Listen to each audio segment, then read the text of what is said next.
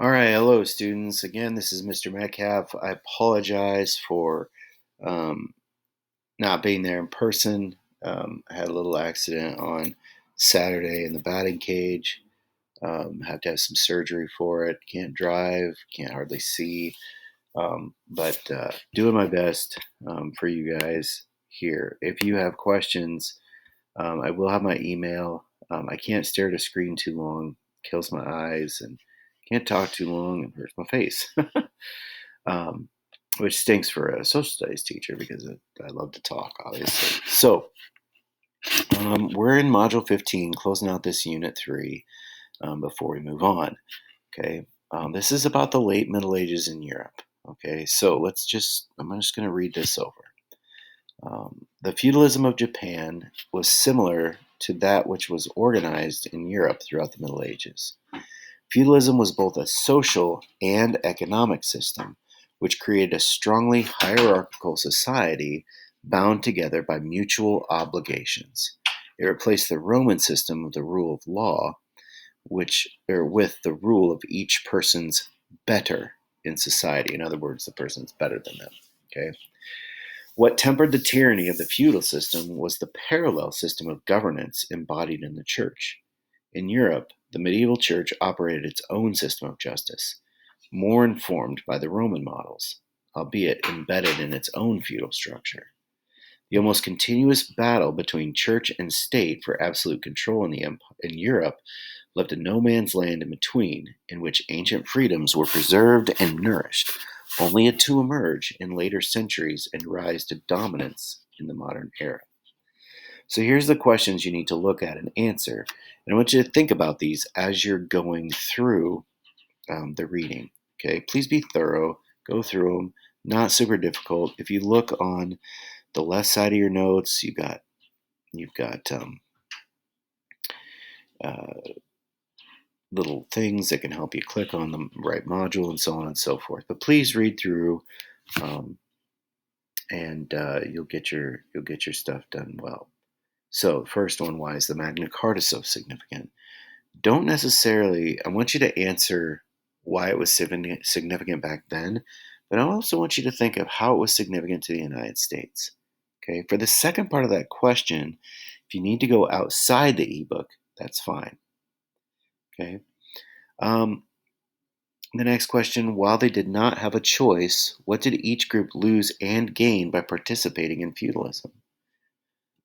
The next, why did the Catholic Church feel so threatened by John Wycliffe's actions and beliefs? What factors led to the decline of the church in European society during the Middle Ages? Are there any similarities between the Black Death and COVID 19? What are they? What are some key differences? Without the Black Death, do you think the large scale changes like distancing from religion and the fall of feudalism would have happened? So, some interesting questions for you to think about as you go through. So, please make sure you answer those. You can work with a partner. I think I put that in here. Yeah, you can work with a partner. Please make sure that both your names are on the assignment. Okay. Please use proper grammar. All right. So that's the first part. You guys usually answer these questions pretty quick. So please make sure that you are doing a good, solid job. Okay. The second part of the assignment is making your own DBQ adventure. Now, DBQ is a document based question. Okay. So here, I'm just going to read through it. You'll be acting like a teacher for this assignment. You must not write a document based question essay.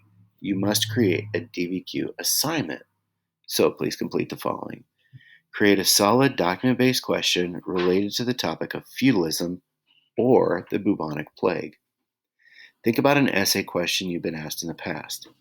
It should be a question that you already have some kind of idea what the answer could be, but it should have the ability to be argued from multiple angles, not just one sided. Okay, multiple angles, multiple perspectives.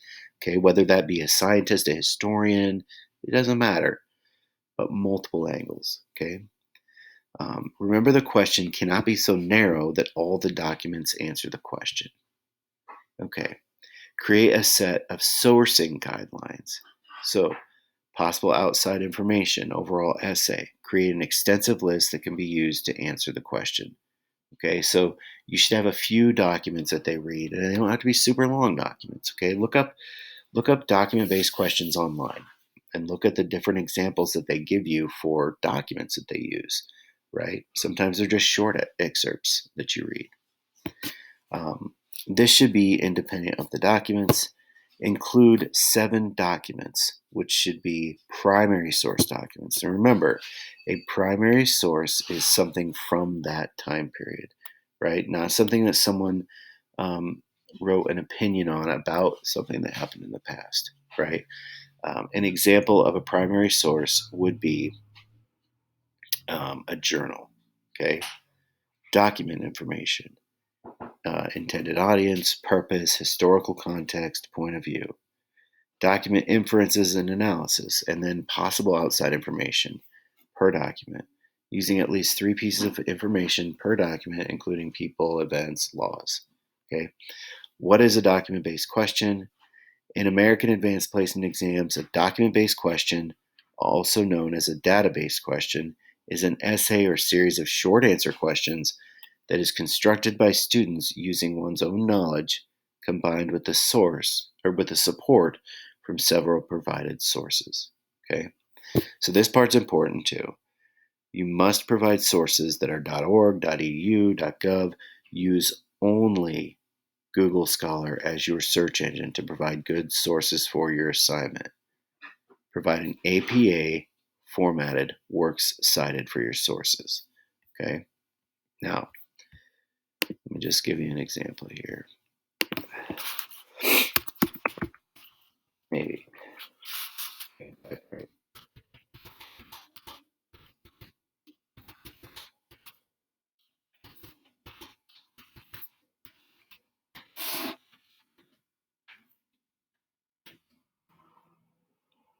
All right. This thing's annoying. So here's just, oh my gosh, 41. That's just how you write it. This actually is going to be a good one here. Okay, so here's a document. Check this out. It's a graph. You can use this to answer a question. There's some other documents, right? Look how short these are. They don't have to be super long documents. You see that? But they're documents from different sources, right?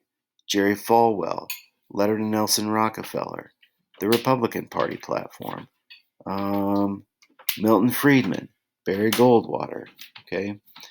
Different examples, okay? Don't worry about that part. And then you get down to the question, which is somewhere in here, okay? But you guys are going to come up with the question. But just an example, if you Google examples of a document-based question, like this can be the first one. I mean, this is an excellent example. The first one that will come up will be AP US History, okay? And that can be a source document for you guys to use to go through and look at how one is done, okay?